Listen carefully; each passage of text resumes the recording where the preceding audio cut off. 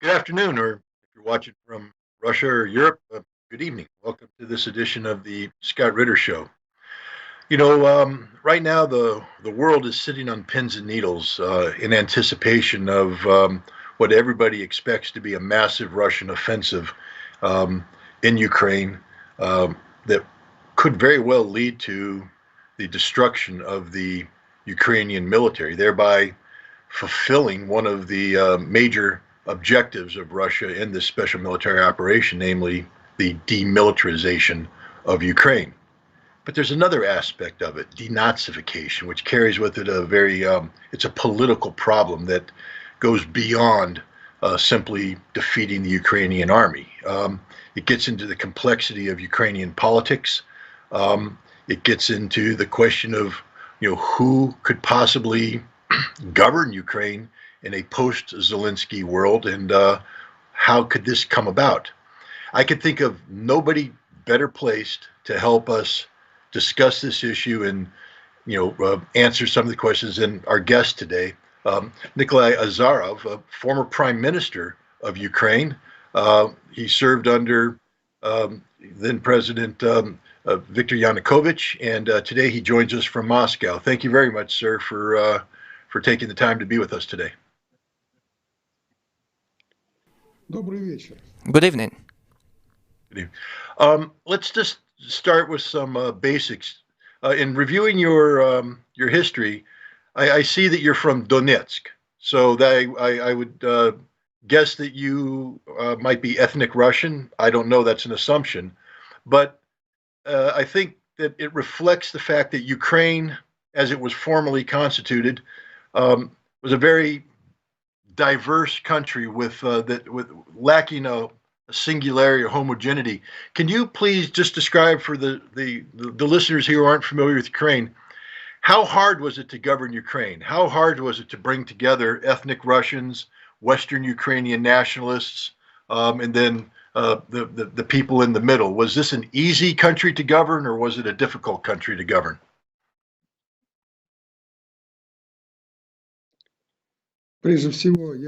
First of all, I'd like to correct you. I lived many years in Donetsk, but originally I come from Russia, from Kaluga city. And ethnically I'm not Russian. Partially I have Estonian blood, but we do not pay attention to these details and never did that.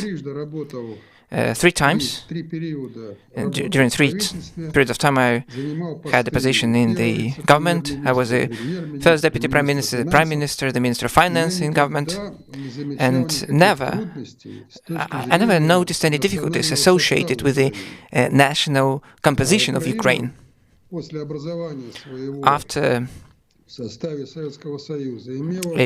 being a part of USSR, it had more than 140 nationalities. Can you imagine that? 140 nationalities in Ukraine during Soviet time. And according to different census, we saw that those people who claimed to be Russians, it wasn't checked at all whether originally they were Russian or not.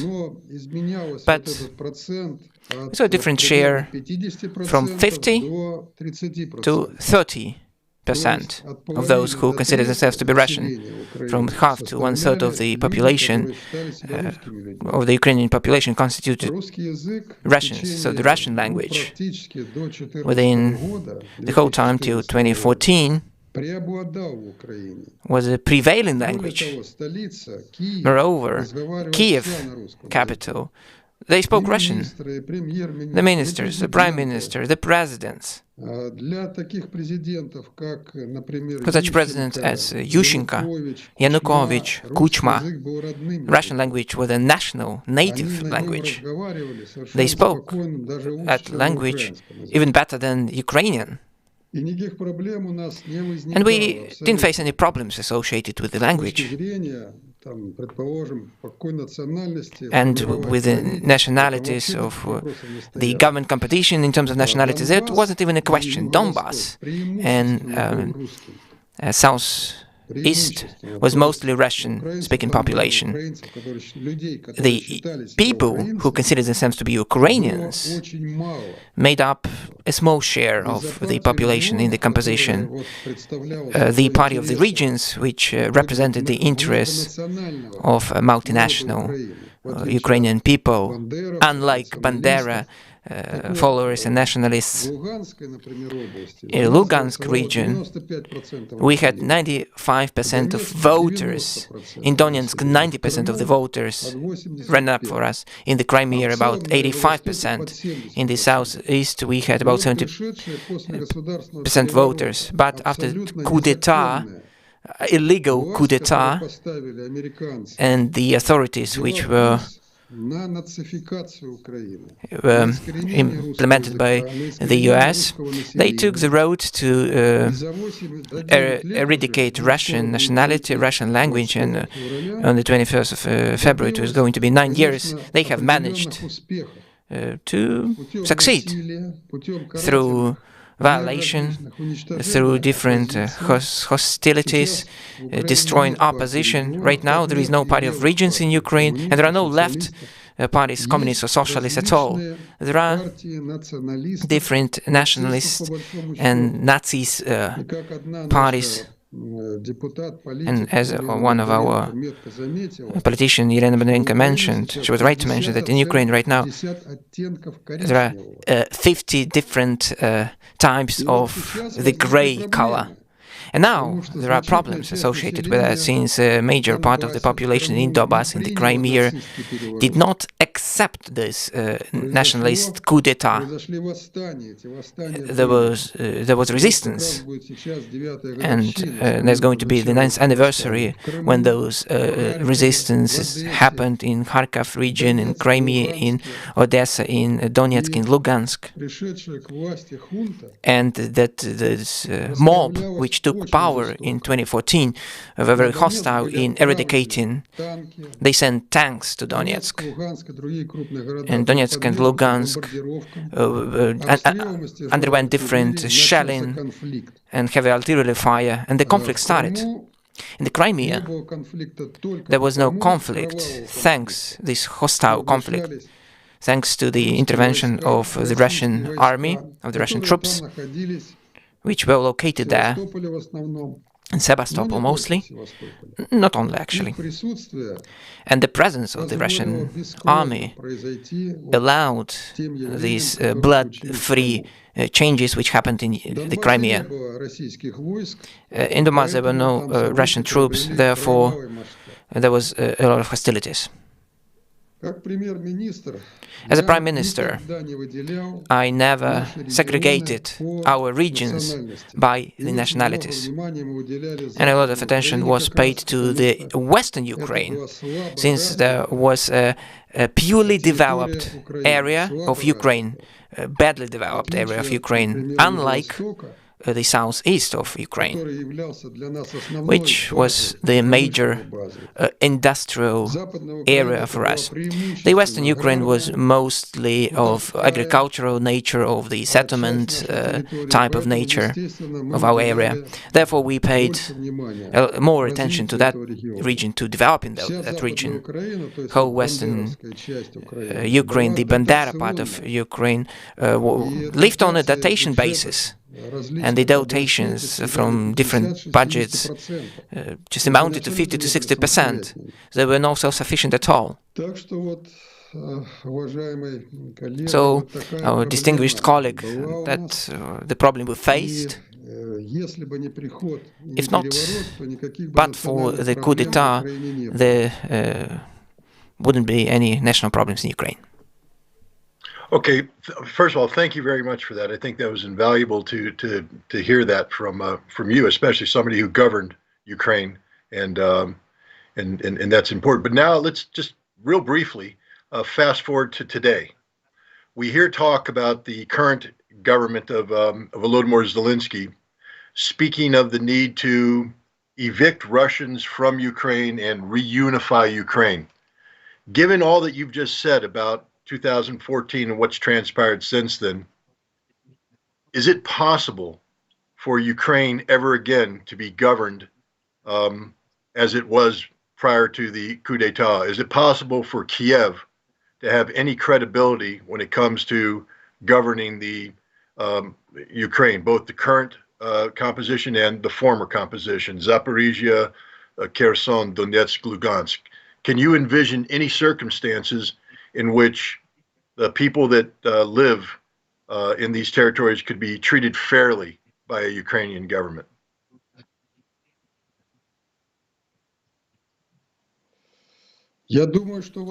I believe it is possible, since it happened in the past. Just look, over the last 9 years, even though the whole Donbass didn't want to accept the Kiev regime, but in Donbass, nobody prohibited Ukrainian language.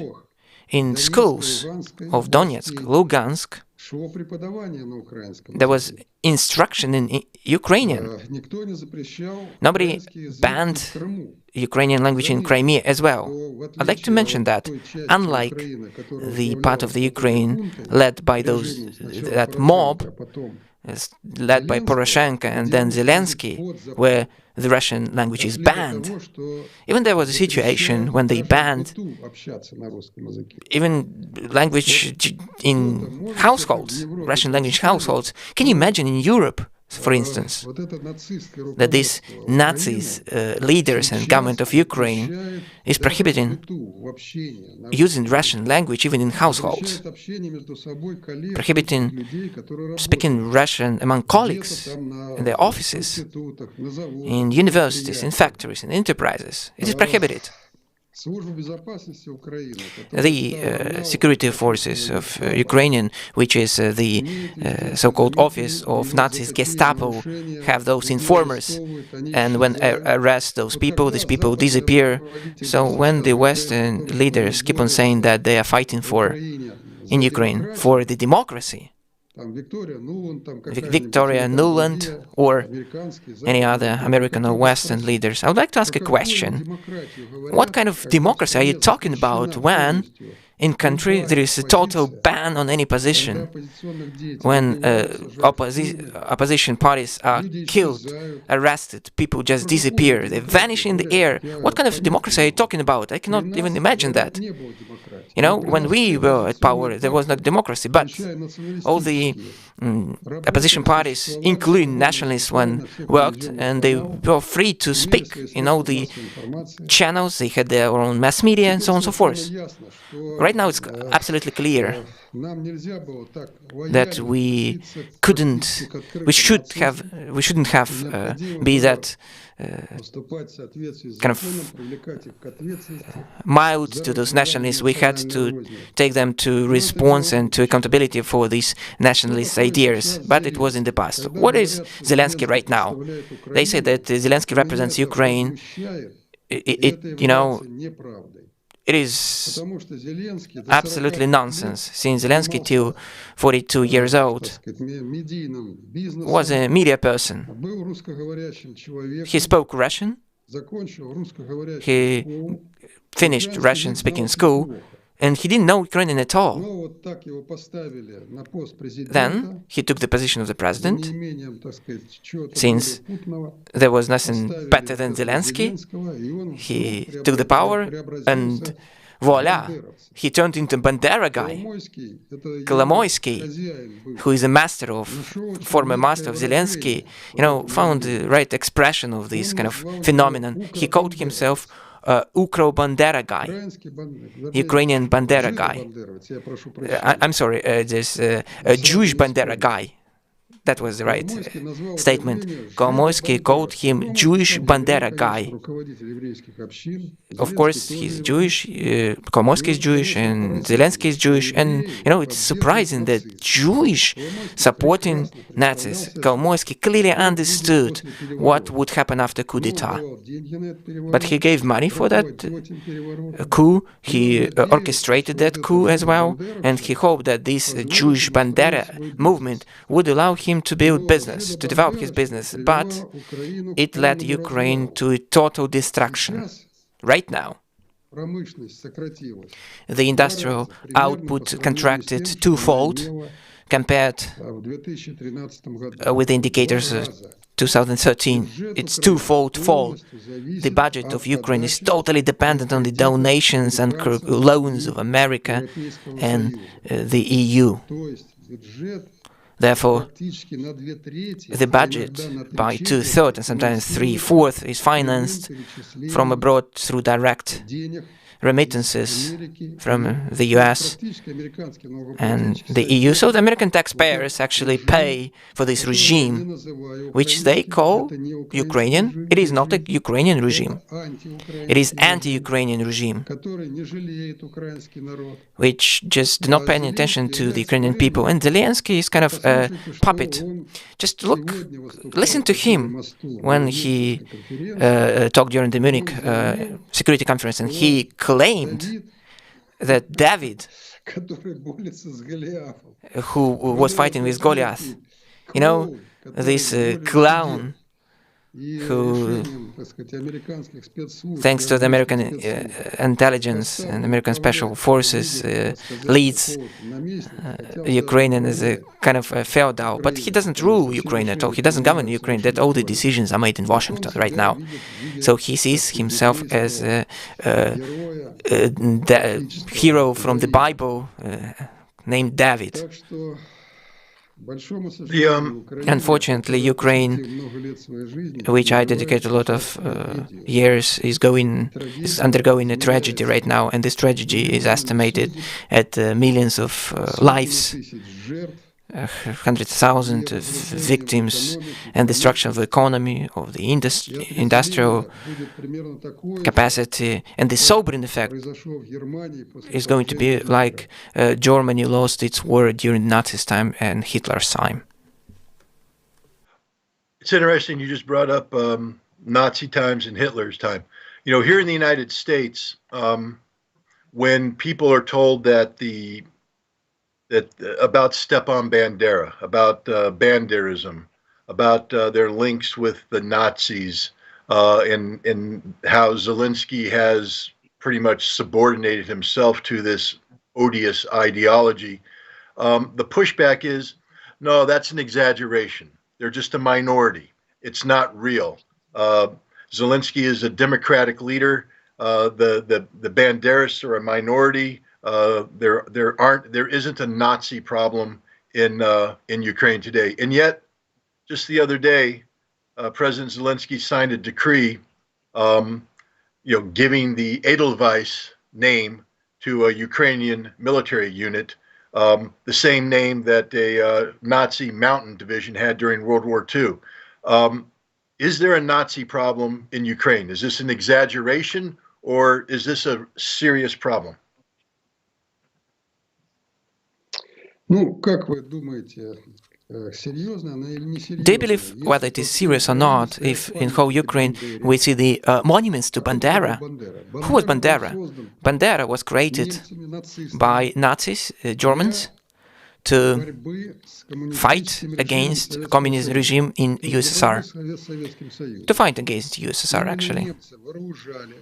Germans provided weapons, they created all the necessary assistance and provided all the means necessary to create the police forces, which helped Germans in the occupied areas.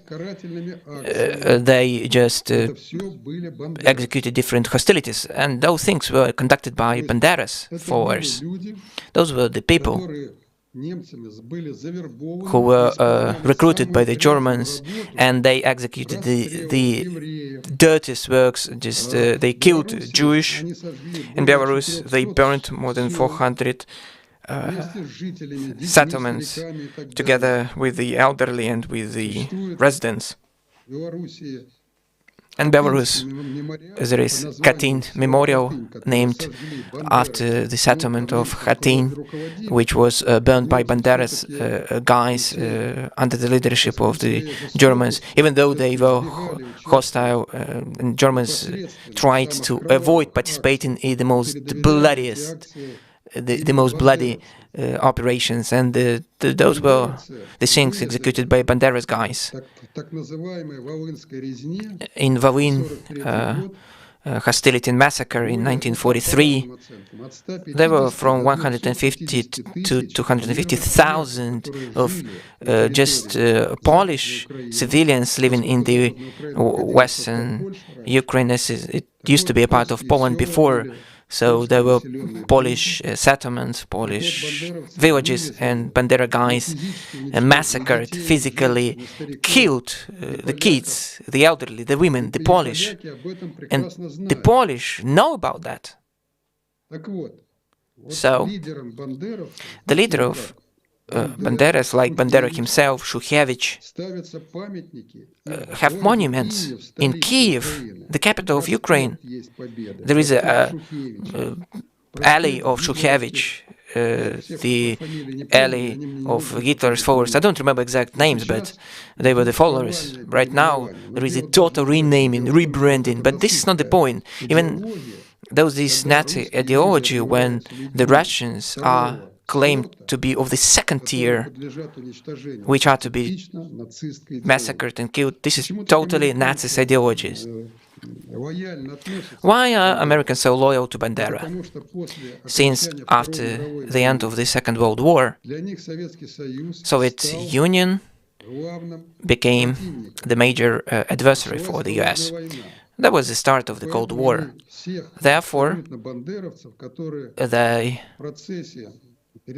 all the Bandera guys, when the Russian troops moved into Germany, they moved to the Western Hemisphere. They were recruited by the English and by the Americans, and they were allowed to freely move to Canada, to the US particularly, and many Bandera followers stayed in Germany. They created a special center in Munich to train new guys, and they used those elements, which should have gone under the trial for their massacres and participation in different bloody operations. They used them to fight against the Soviet Union. And the fight led to this situation that in the western part of Ukraine after 1945, within 7 years, there was still very difficult situations connected with this Bandera followers fighting against the Soviet Union. Around 100,000 of Bandera followers were destroyed in different fights and different operations after the end of the Second World War. They were arrested for the crimes. Around 100,000 of them were arrested, but after the death of Mr. Stalin, they were liberated in 1953 or 54, and then the Americans understood that no guerrilla movements were possible. They just ordered Bandera followers, particularly those who were liberated, to take positions in the authorities of communist parties, to take the leading positions in different agencies and ministries, and there was a so-called creeping infiltration of these enemies of Ukraine in different circles of power. After the war, when there was a revival of the Western Ukraine, Bandera followers killed teachers, doctors, Soviet workers. They prevented the development and revival of the Western Ukraine. They terrorized the civilians. And the people, those people created the foundation for the Americans, of the power of the leaders, which consider Russia to be the enemy state. This Bandera motto was that the major enemy to the independent Ukraine were Jewish, Muscovites, and the communists. He fought against Jewish, Russians, which he called Moskalis, and communists. Even if 75% Ukrainians lose their lives, just 25% would be honorable Ukrainians who deserve to live. Isn't it about Nazism? It is the pure Nazism. Right now in Ukraine, we see that the illegitimate government is at power, led by Zelensky, which took power through coup d'etat and different falsified election procedures. The American support, to my deepest regret, have always regarded America as a great country with great civilization, with great science, which could contribute a lot to the peace building, to the development of our planet. But to my deepest regret, today's leaders, American leaders, carrying out the policy of Nazification of Ukraine. They are conducting the policy of destroying Europe. They have a very destructive position towards Europe. But I'm deeply positive that the people in Ukraine are very talented people who can do a lot to contribute to the development. Thank you for that. Now we're gonna fast forward to the present time. You know, as you indicated, my government, the American government, is firmly behind the Zelensky government. And we're told nonstop about the democratic nature of the Zelensky government, that it's a government based upon the rule of law and things of this nature. And yet, behind the scenes, we hear things about corruption. We hear that the defense minister is being investigated for corruption. We see purges taking place within the government about corruption. Even the American military is starting to understand there might be an accounting problem, and we're demanding to find out what happened to the billions of dollars of assistance that we have provided. What's happening right now in Ukraine? Can you give us a brief assessment of, what your take is in terms of, the status of democracy in Ukraine today at this moment under President Zelensky?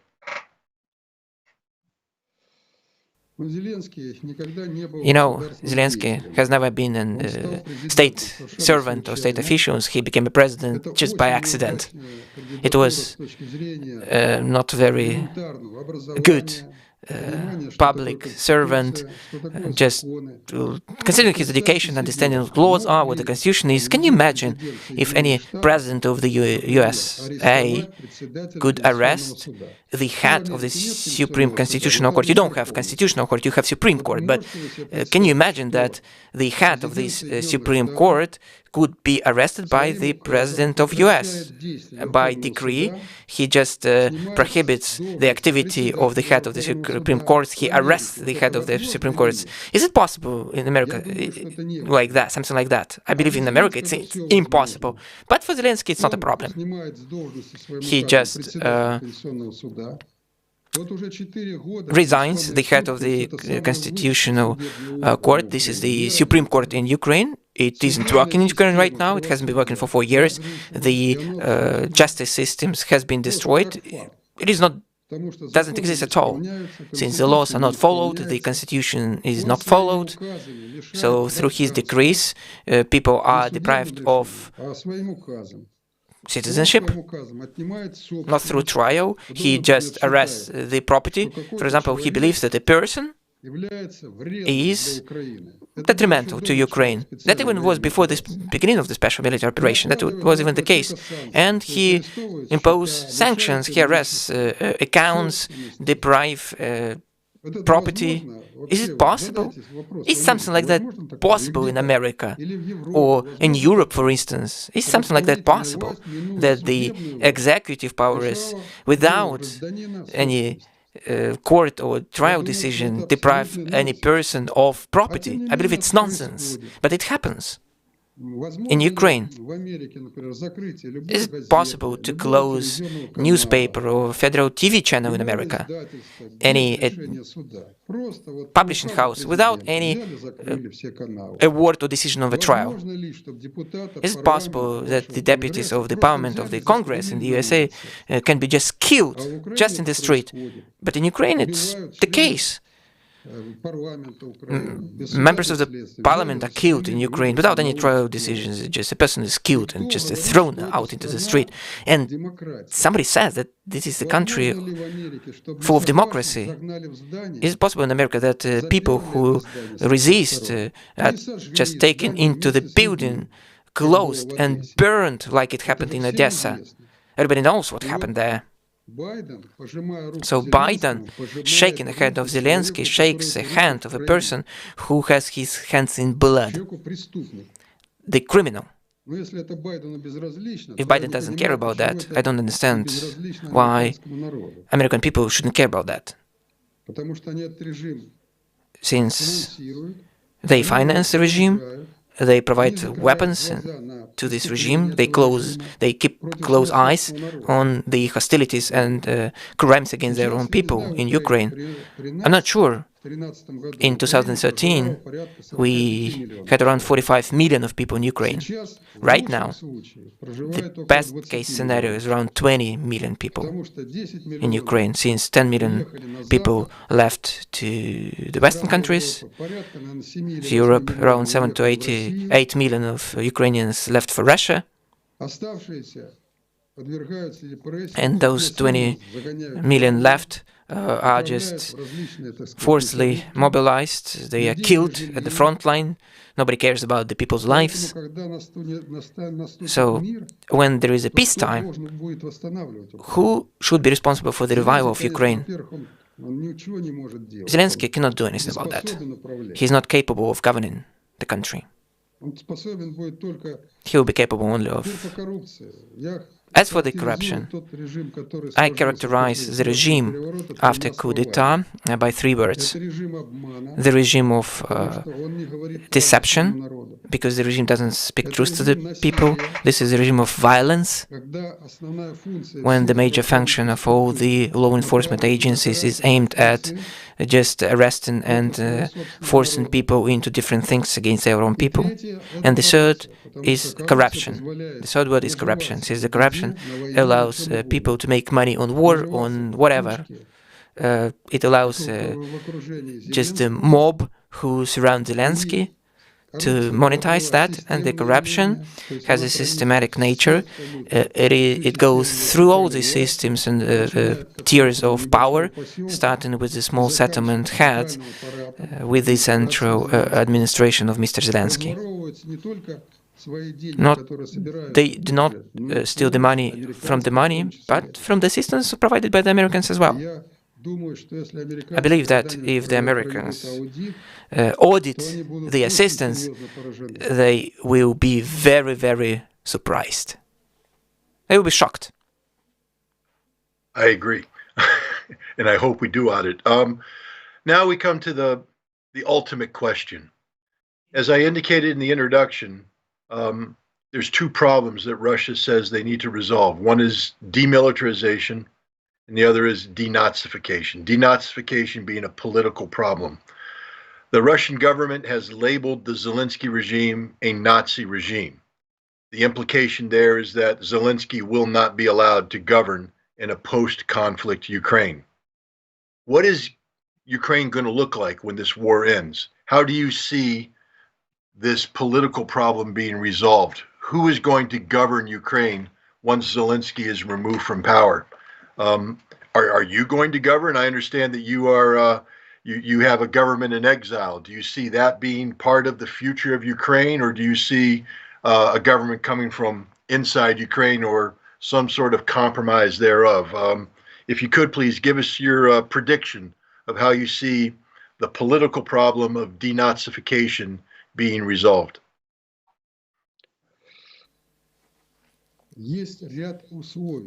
There is a number of requirements and preconditions without which development of Ukraine is impossible. The main precondition is the creation in Ukraine their own Ukrainian government, Ukrainian administration, which objective should be the prosperity of the Ukrainian people, not serving the interests of the Polish, of the Germans, of the Americans, or somebody else, but the implementation of the revival program of Ukraine and the development of a prosperous society and community in Ukraine. To solve this task by the mob which is at power is impossible. They have different tasks and objectives in front of them. Therefore, the first stage, any military conflict ends with peace. When the peace comes, there should be interim government out of the professionals and specialists who understand what should be done. And the objective of this interim government, or so-called technical government, should boil down to reviving Ukraine and prepare the country for election, for democratic, normal election. Over this 2 or 3 years period of time, there should be denazification of the country. All the people who are responsible for coup d'etats, the crimes against the people, repressions of the people should be tried and should be removed from the political circles of Ukraine. There should be the revival of democracy, real democracy, the freedom of political powers, but for the party of the criminals, the party of Nazis, and those who follow military goals. We see these powers in Ukraine right now. These parties have been destroyed, they are being persecuted, they are under the surface, partially they have been eliminated, but we see those opposing powers. Even among those 20 million people, there are 25,000 of people who are real patriots of their country, who do not serve the interests of anybody else from abroad. I'm absolutely positive, and I have seen that in Ukraine there have always been constructive powers. Of course, we have seen a lot of destructive forces, but the constructive and those good forces have always existed. The support of these powers will allow to create new government. You know, I'm too old. I do not want to speak about myself. I can give some advice, I can give some kind of consultancy. I'm not talking about myself as a leader. I'm talking about young people who are yet to live in Ukraine, who are to work in Ukraine, and the children of whom are going to live in Ukraine. Shouldn't trust people whose children are in London or any other countries, who do not love Ukraine, who do not feel concerned about Ukraine. As our politicians in the past said, that the sorrow of Ukraine is that it is led by those people who don't care about Ukraine at all. That the presidents we had, Zelensky, Poroshenko, Yushchenko, and the others. They talked about their love for Ukraine, but in fact they destroyed Ukraine. So we need to find people, real patriots, not like saying that they are patriots, but those people who will be into reviving and developing Ukraine. Right now, Ukraine is cannot sustain life of just people.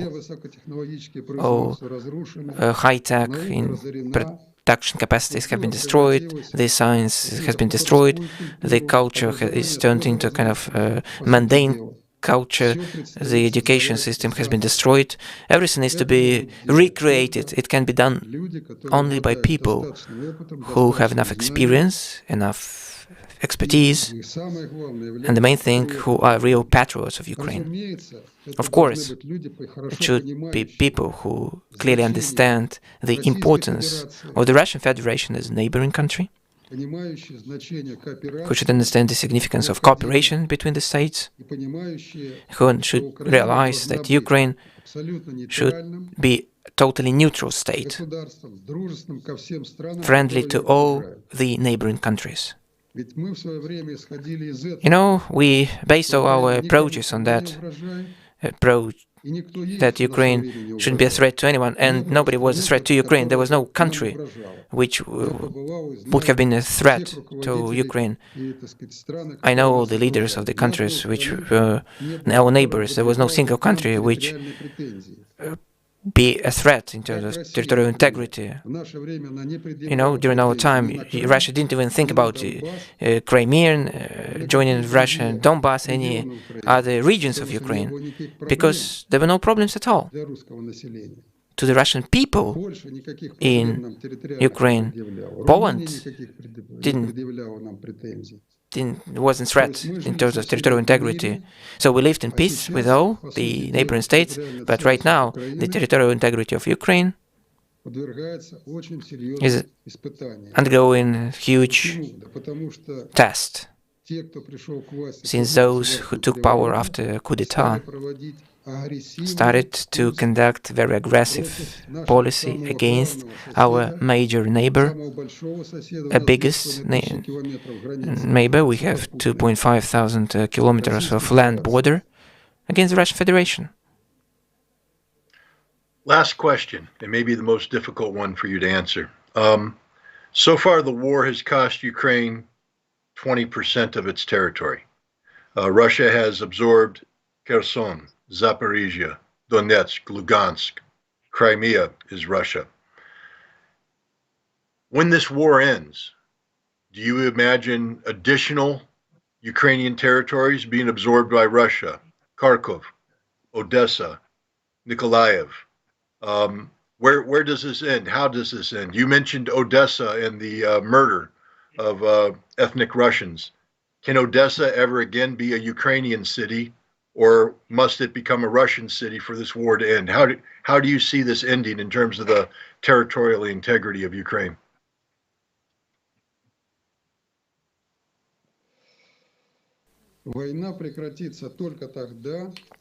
The war ends only when this puppet regime is going to be a thing of the past, when it's going to disappear from the Ukrainian life. Then there will be going to be precondition to end war. With the regime we see right now, you cannot even imagine what peaceful talks we can speak about. So this is not an independent regime, totally dependent on the Americans. So revelations that we have seen connected with Merkel, Holland, statements of Mr. Poroshenko, of Nuland, and other officials just demonstrate that with this mob in Ukraine, negotiations are impossible. Minsk Accords turned out to be just a useless piece of paper. The same thing happened to the agreement between the opposition and Yanukovych, guaranteed by Poland, France, and Germany. This piece of paper was torn at the same day, and the coup d'etat happened. So how is it possible to agree on something with those leaders? So the peace can happen only when in Kiev there is a responsible government. And then there's going to be serious talk on all the key matters which should define the future of interaction of Ukraine with its neighbor countries and future development. I have already told you how I see Ukraine. Talking about timing, when it's going to happen, in half a year, in 2 years, is impossible right now. But the more this conflict takes, the more destruction is going to happen in the area of Ukraine. The more difficult it will be to revive the country. And Zelensky doesn't care about that. I look at his approach to losing Ukrainian militaries. You know, it's not even his military.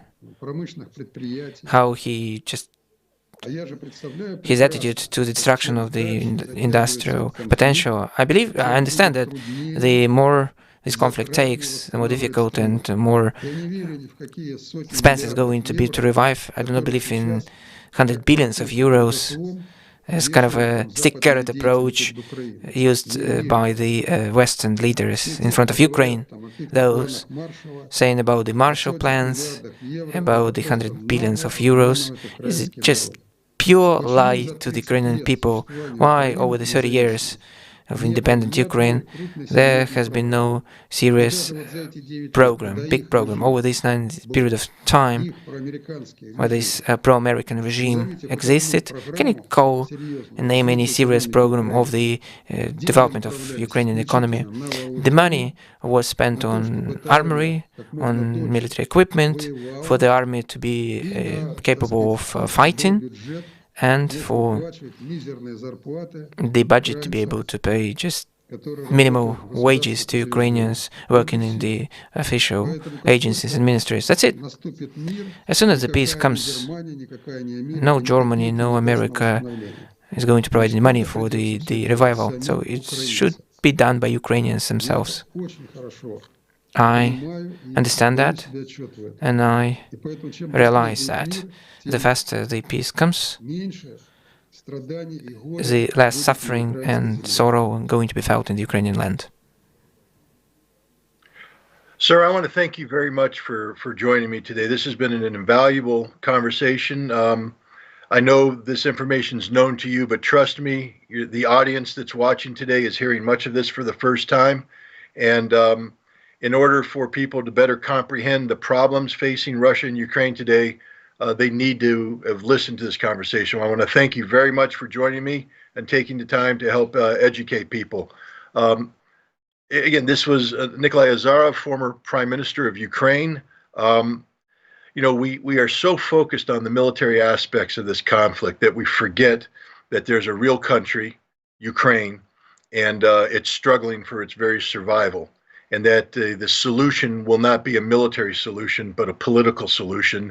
And the complexities that are attached to a political solution are enormous. And so having somebody like Mr. Azarov come on and engage in this conversation, I think is invaluable for people to do that which I encourage everybody to do, that is to empower yourself with knowledge. Thank you very much for joining, and I'll see you next week.